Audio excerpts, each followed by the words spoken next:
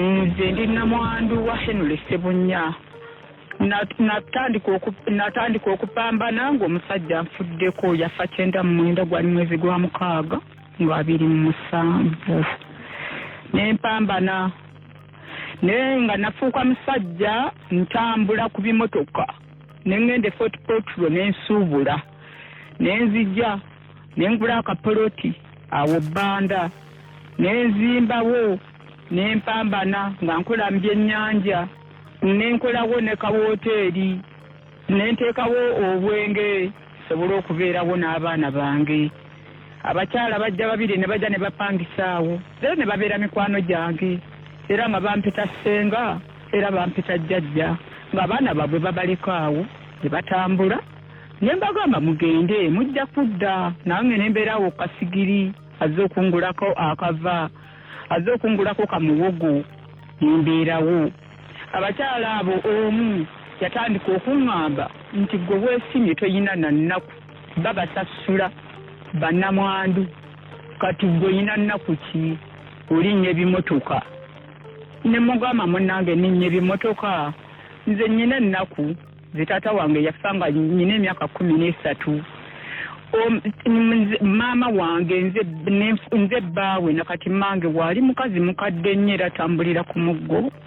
Senga Betty omukyala oyo bwe baali ababiri eyaŋŋamba ekigambo ekyo nti toyina nnaku ndowooza waayita omwaka gumu nalaba kapa Betty nga sigirabangako. Senga Betty Jingo nga sigirabangako nga ndaba ng'omuntu ankubyemu obutooki. Yali Desemba 2011 ng'abaana bali mu kyalo bagenze ewaka nsigaddewo nzekka. Nenyingira mu nnyumba senga bwe nayingira mu nju neneggalira nenneebaka. Bwe okwegalira okwebaka Betty nga ndaba ndi n'omusajja naye nga omusajja gwe ndaba nga ndaba mukyala. Abakyala abo bombi babiri bembeera nabo nga bali babiri naye nga banyambaziza ekiteeteeyi kya mugole. Betty nagenda okudda engulu senga ng'ekintu kimaze okuntunuza mu mbuga yaakyo. Mbonaabona simanyi musango gwe nazza bannumba wange maama ndi mukazi mukulu yiye mulamuwo mu nnaku yange gye nnyina. Seebaka emisana n'ekiro bensanga ne mu nnyumba oba mu nnimiro bwe binkwata nti bigenda kunkwata nze nsula ntambula mu nnimiro z'abantu omwoyo gwange nga gutambula n'abantu bisimanyi nendaba abazungu nendaba abaddugavu.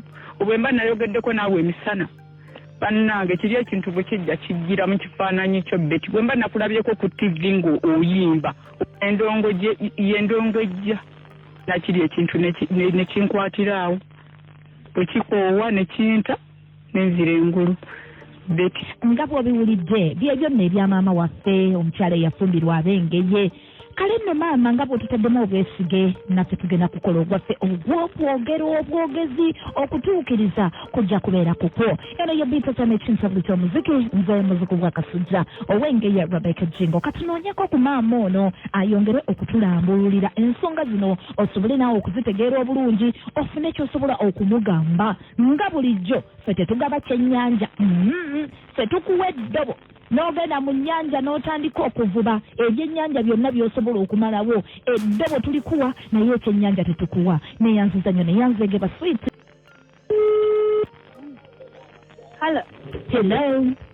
Hello. Njebaleko nnyabo. Kale nnyabo nawe gyebale. Nze Rebecca Jingo. Uno jjajja bambika mukuwe. Nkale mukwano. Yogererewa. Yogererawo yogera kwali simteka ku. Senga Betty. Owanzi jjajja w'abaana. Oli otya maama? Gyendi mukwano. Maama nnyina ebizibu. Ennyabo. Nga bwalaba nakutumira ndi ne muzzukulu wange kalantini yamukwatira eno. Baaba nkitegeera mukwano. Erinnya ndyesigalizza ndi muzzukulu wa Mugema. Namwandu wa Henry Sebunya. Kati mujjajja w'abaana nze mbuuza abakyala abo bombi bakyali kumpi ne wooli.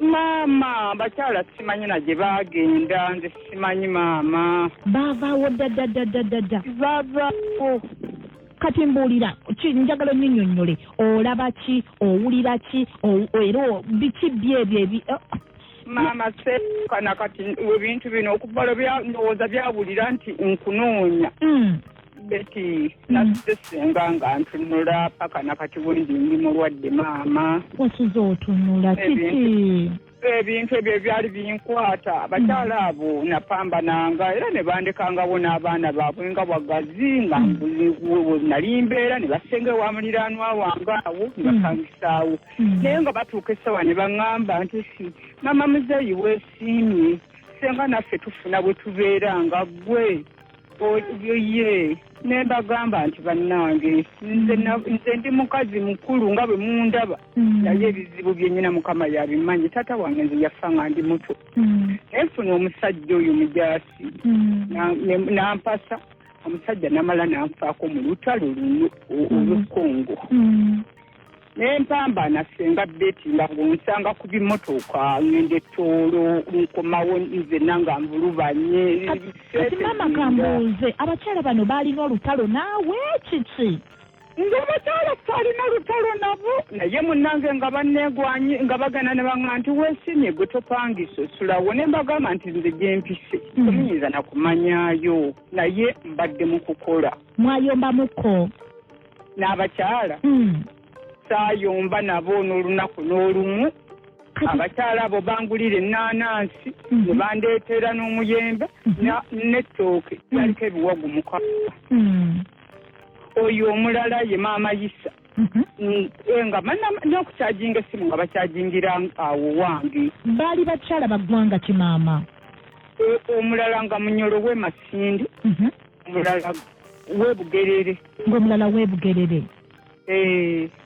Katonda wange kati baava kuki bakusindikira ekkapa nze senga simanyi munnange omukyalo oyo ono w'ebugerere yaŋŋambanga nti ogamba nti oli bulungi gwe omuntu asula n'ewuwo ne mugamba nti nze gw'olaba nze maama wange nze nafuuka baabwe nina okumubeererawo n'abaana bange naga nti lukyali olunaku lumu olikiraba oliraba ennaku oba olowooza nti olina ennaku ggwe oba mwali muyombyemu maama nsaba kumbuulira mazima lwaki omuntu yandiyogedde ekintu ekifaananako bwe kityo maama sirina nga n'abaana baabwe nze mbasigaza ono weebugerera amannya ge yaani bwe bandeetera ettooka eryo enkya ku makya n'agamba kazzukulu kange kaliwo nga kato myaka ndowooza nga 6 nti mulye ku matooka amanyige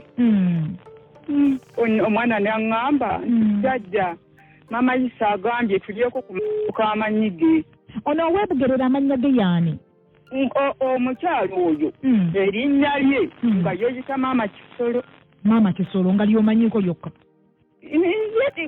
bwe yamala n'agamba nti nze namusisi maama Kisolo gwe walinga obapangisa nedama baali baliraanwa bange senga kati eyali abapangisa muliraanwa wange wali eyali abapangisa ye wayogerakokko naye okwebuuza ku mbeera zaabwe awo nga ye yamala dda n'okuvaawo naye nga yatunda nabire n'avaawo yatunda n'abalekawo abapangisa abalekawo ne basigala ku ate ne munnange naye n'atunda naye n'avaawo nga tebyali byangu kaakati mukwano sooka ombuulire embeera ki gy'oli mu kati senga Sebaka ebintu bitandise okunkwata misana na kiro ne bwenjogerera essaawa ndi mulwadde mama biba bifaanana bitya senga bintu bintingiza mu mbuga za sitaani oba omulaba ng'ekisolo oba ng'engo oba ng'embwa essaawa senga nga bwe ndi mu kwogera nawe nekijja oba nga ndabye kapa ennene yakula neewola mala oba nabadde nayogedde naawe oba senga nakulabyeko kuvi ng'oyimba nga kijjira mu kifaananyi kyo kambuuze maama olina abaana nina abaana maama abaana bo bafaayo gy'oli abaana senga nze nakyayibwa buli muntu abaana bakukyawa bannange senga bwe nafuna bino ebizibu nze saategeera nakyayibwa buli muntu gwe sitegeera n'abaana b'ozaala waliwo abafaayo n'essaawa zino abaŋŋamba nti maama oba biganye koka n'agamba nti maama alina ebizibu naye ng'ebizibu nabifuna mu mbeera bwetyo. Onansonyiwa okubuuza wali otambuddeko okuba nti wejjanjabisa? Senga sisobola sikyayinza nakugamba nti oba wano nawali ne wa Pasita Kayanja nze gwolaba natuukayo. Ne wa Pasita Kayanja natuukayo. Ne bafaaza ndi mu Katuliki ne banteeka ku ssaala baŋŋamba sabe ssaala naye senga bwe ŋŋamba nti oba nva mu ssaala essaawa 9 oba ez'ekiro ndeka ekintu bwe kinkwatira nkiŋŋamba nti obwedda gwe tubadde tukulinda wano. Oba olinawo ebyewammwe biri bulungi? Senga nze ewaffe sirina buzibu. Toyina buzibu wadde? Toyinayo gw'olinako obuzibu wadde? Nti oba mpeweze ewaffe oba bwe bityo oba mulina olutalo n'omuntu oba ki? Senga sirina. Tolina? Naye sirina. Ate ku saidi y'omwami senga gye natambula ekintu bwe bakikwata nali simanyi lwaki nkwatiddwa olumbe luno nalaba ngaera lumbe senga okwebaka ndaba ndi mugole naye nga bali abakyala bembeera nabo nga ndaba be bali ku mbaga yange nga ndi mugole ndootantambula ngwa mu binnya senga oba ntambudde naawe ngenda okulaba ng'ofuuse musajja ate oli mu kunkolako bikolwa biringa ebyo nga ne ssente senga ne nkwata essente ne nzitereka bwe nzitadde bwe nteekamu koyini tebitwala koyini bitwala mpapula. Saidi y'omwami wo ntereevu bulungi nnyo gye wazaala abaana? Saidi ya bba wange sirina buzibu nabo. Toyina buzibu na mwogerezeganya bulungi?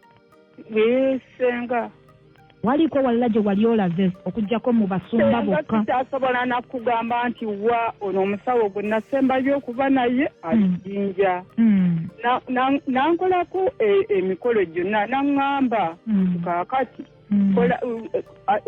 kankusala eddagala n'ebintu bino binabanga bijja kusanga ng'oli munywevu senga ebintu byagamba nti olugulidde ku pata byagamba nti olugulidde ku pata nebyeyongera bweyongezi senga byeyongera bweyongezi ebintu bitandise kunkwata misana nze bwe ŋŋamba nti ŋŋenda mu kereziya maama Mariya mu ggulu ne faaza siddamu kuwulira kyayogera naye faaza yabadde asabisa ndabanga mu kaseera ako gwende naye mukikolwa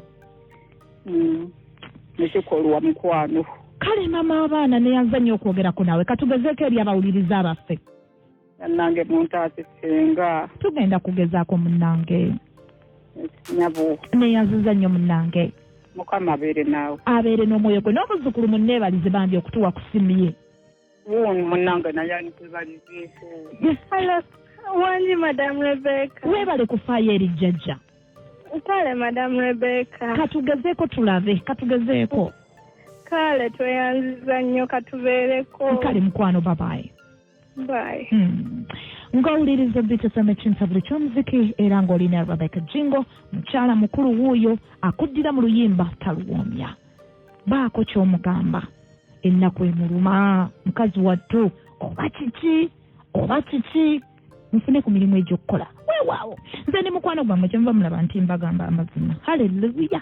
Tugenze eri maama waffe muzzukulu wa Mugema era nga bw'abagambye omukyala ono azaalibwa mu bulo era omunyarwanda w'omu bulo ngena kukowoola nnyo mukyala wa mu bulo butambala lwakubanga ekitundu takiŋŋamye. Omuzzukulu nsaba mpeereze ka WhatsApp wano mbulye muli mu kitundu ki mu bulaawo muli mu kitundu ki omunyarwanda asobole okubatuukako bamumutuukeko nga bukyali kuba yajja tubuulira waali osanga we musobola okumusanga nga bulijjo okwogera kuba kwasse okukola kuba kuko gwe ng'omuntu era nga ngenda kusaba gwe omuteesa munnange omukyala ono nno mukulu mu myaka so gw'asuubira okumuzannyiramu ng'oteesa nkusaba weesigalize ekirowoozo kyo mukyala mukulu sandyagadde atulowooze nti ffe abali eno tumuyisizaamu amaaso muntu mukulu. Okay, kyendowooza nti ebisinga obungi abimanyi lwakuba abuliddwa ekituufu akole ki atandikire wankera bw'abadde annyonnyola mukazi wattu tamanyi kyakkola. Olina Rebecca Jingo ngera kusaba oyogereko naffe